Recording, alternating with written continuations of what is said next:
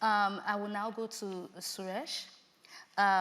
You're part of the Brave movement. By the way, I admire when men stand, up and they say, we're no longer sitting behind, we're going to be involved and we're going to take that step. And there is this perspective that only women experience violence, but also men go through violence a lot. Can you tell us more about the Brave movement and also what this movement is doing to end violence in our lifetime? Well, thank you, Josephine, for that question. First of all, it's an honor to be here. Thank you, PSVI, and thank you, Lord Ahmed. So I'm a proud survivor.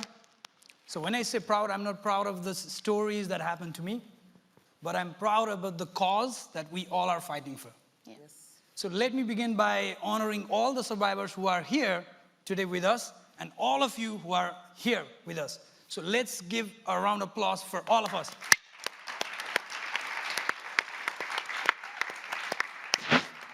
So childhood sexual violence is not new, but we are late to talk about it after millions of rape and murder and billions of survivors.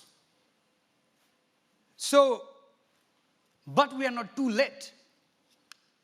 While talking about the Brave movement, we are the global movement led by passionate survivors leaders around the world to end childhood sexual violence.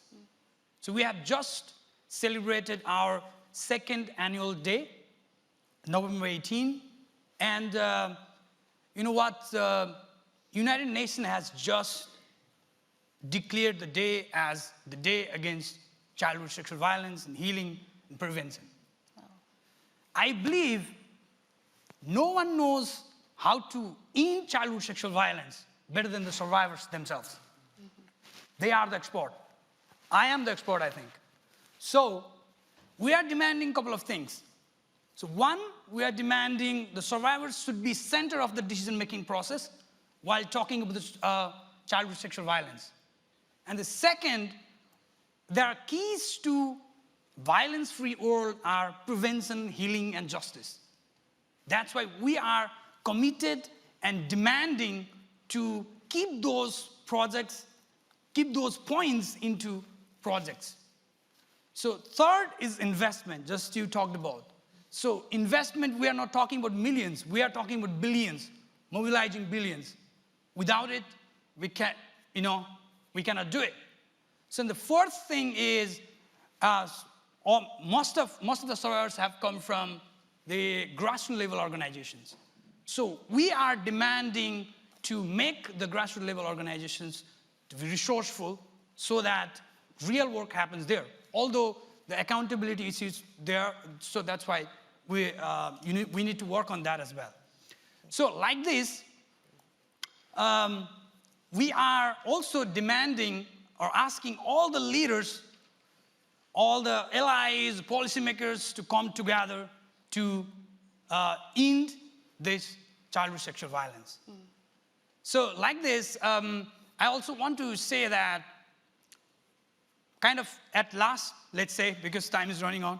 So, so at last, I want to say is that I think it is absurd to talk about civilization, development and, like economic growth when your children and my children are not safe.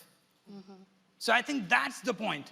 So today, I invite all of you to come and join together with the Brave movement to work together and end childhood sexual violence. When we talk about the childhood sexual violence, we heard the story in the morning, the letter.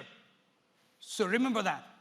So that's why I invite all of you Thank you so to much. do it. Thank you so much. I also join you in that call. It's very important. It's very important for us to continue to put our money where our mouths are and for us to also be including, but not only in the, the way you just do it to take pictures, to patronize survivors, but also with the understanding that they have solution to addressing this problem. Because indeed we do. I know when I grow up, this sensitive issue will not be discussed at home. So the education space is the right space to address it, but also to raise awareness, even on the individual himself to know that, you can be empowered to report, because that's a very important thing as well, and also, to disclose. Thank you so much. I'll go immediately to Suresh. I just want you to just tell us what you're doing in Nepal with relation to healing from trauma and sexual violence. Yeah, because we have short time, I will go very short. So we work with teachers, parents, and students. So we have teachers, local authorities, and students on our workshop. So we skill them not only with how to heal the survivors, how to heal or help support people, but also we also skill them with how to stop violence from happening in the first place. So prevention also. Yeah. Right. So we try to do that, and then these teachers and local authorities work with the students. So the student participation also. So they work with them, and they create a kind of system which is violence-free and trauma-informed in school and at home, because we also include parents as well there. So they create a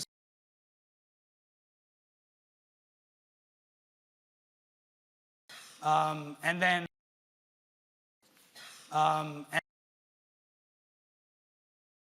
so it will be self-sustaining and self-sustaining, and it will be like that.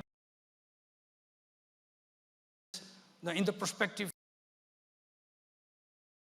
cannot support people until